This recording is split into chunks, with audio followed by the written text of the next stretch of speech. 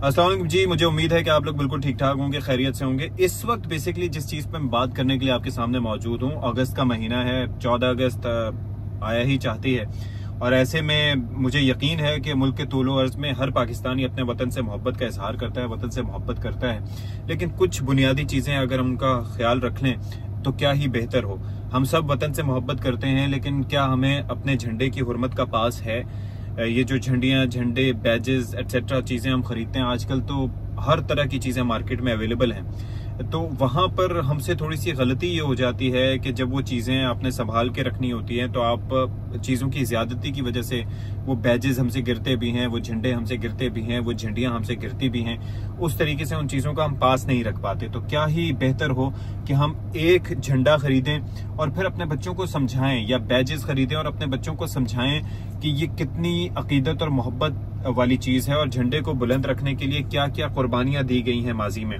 तो एक तो ये रिलेटेबिलिटी हो सकती है। दूसरा, छोटी छोटी बहुत सी चीजें ना खरीदें जिनके ऊपर पाकिस्तान का परचम बनाओ, क्योंकि जब वो चीजें गिरती हैं और आपको बिलाशुबा जगह जगह वो गिरी हुई नजर आती हैं, जिसमें रिस्ट बैंड्स हो गए, जिसके अंदर क्लिप्स हो गए, हर जगह वो झंडा बना देते हैं ये लोग,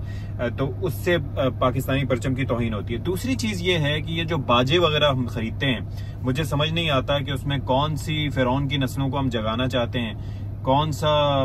मतलब ये कि सूर फूंकना चाहते हैं जिससे लोग मुर्दे उठ जाएं। यानी कि ये बड़ा एक सौती आलूदगी है, यानी कि एक मतलब ये है कि कानों को आपको बहुत बुरी तरीके से ये आवाजें मुतासिर करती हैं, और इनका सरीहन आजादी से कोई ताल्लुक नहीं है। आजादी का तो मकसद ये है कि आप दूसरे की प्राइवेसी का ख्याल रखें, दूसरे की रिस्पेक्ट करें, दूसरे के वक्त का ख्याल रखें उन लोगों को, ताकि कोई प्रॉब्लम ना हो, बजाय इसके कि आप राह चलतों को बाजे बजा बजा के, किसी का हादसा भी हो सकता है, कोई हार्ट पेशेंट घर में हो सकता है और आप बाजे बजा रहे हो जिस तरह के हैबतनाक किस्म के, तो उससे लोगों को लोग मुतासर हो रहे हो। तो one needs to care for that. फिर दूसरी चीजें आ जाती हैं। मेरा तो एक और मशवरा है सबके लिए कि बजाय इसके कि आप लोग इस दफा झंडियां खरीदें, चलें झंडे खरीद के आप लगा लें वतन से मोहब्बत के लिए, अपनी गाड़ी पे लगा लें या अपने घर के ऊपर लगा लें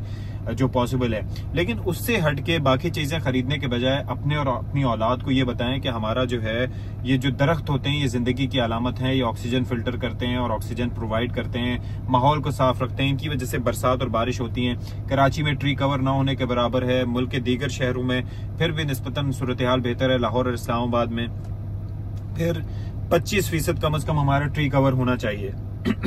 लेकिन हमारे मुल्क में 5% भी नहीं है, और कराची में तो बिल्कुल ना होने के बराबर है। तो क्यों ना इस खूबसूरत मौके पर हम दरख्त लगा के अपनी वतन से मोहब्बत का इजहार करें, जो कर्ज हमने अपने वतन का अदा करना है उसको अदा करें, बजाय इसके कि ये मसनूई चीजें जिनके ऊपर हम पैसे जाया कर रहे होते हैं, इससे हमारे वतन को कोई चीज हासिल नहीं होती। पटाखे फोड़ने से, बाजे बजाने से, बैजेस खरीदने से, झंडियां खरीदने से कुछ हासिल नहीं होता।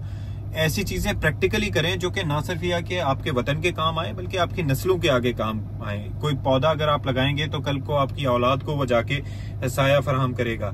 तो थोड़ा सा आउटसाइड द बॉक्स भी सोचें, अच्छा सोचें वतन के लिए, अपने लिए।